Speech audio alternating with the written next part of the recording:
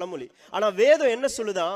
பாவத்தின் சம்பளம் மரணம், பாவம் செய்கிற ஆத்துமா சாகும் அப்படின்னு தான் சொல்லுது. பாவம் செய்யற மனுஷன் கண்டிப்பா செத்தே ஆகணும்.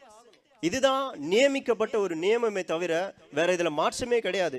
அப்போ பாவம் செய்கிற ஆத்துமா சாகணும் அப்படின்னா இந்த பாவத்திற்காக வேற ஒருவன் சாக முடியுமான்னு கேட்டா அந்த ஒருவனாலையும் சாக முடியாது. ஏன்னா அவனும் எப்படிப்பட்டவனா இருக்கிறான்னா பாவம் செய்கிறவனா தான் இருக்கிறான். ஸோ அதனால இதுக்கு என்னதான் தீர்வு, இதுக்கு என்னதான் பரிகாரம் நான் பண்ண முடியும் அப்படின்னு நம்ம கேட்கும்போது பாவம் செய்யாத ஒருவர் மாத்திரம்தான் இந்த இடத்துக்கு பரிகாரமாய் மாற முடியும். வார்த்தை சொல்லுது, இயேசு கிறிஸ்துவின் ரத்தம் சகல பாவங்களையும் நீக்கி உங்களை சுத்திகரிக்கும்னு சொல்லுது. அவருடைய ரத்தம் மாத்திரம்தான் உங்களை எல்லா பாவத்திலிருந்து விடுதலை ஆக்க முடியும். எந்த கோழி ரத்தமோ எந்த ஆட்டு ரத்தமோ உங்களை பாவத்திலிருந்து உங்களை விடுதலை ஆக்கவே முடியாது. இயேசு கிறிஸ்துவின் ரத்தம் ஒன்று மாத்திரமே உங்களை எல்லா பாவத்திலிருந்து விடுதலை ஆக்கி அந்த பரலோகத்திற்கு கொண்டு போய் சேர்க்கிற ஒரு ரத்தமா இருக்கு. இந்த பூமி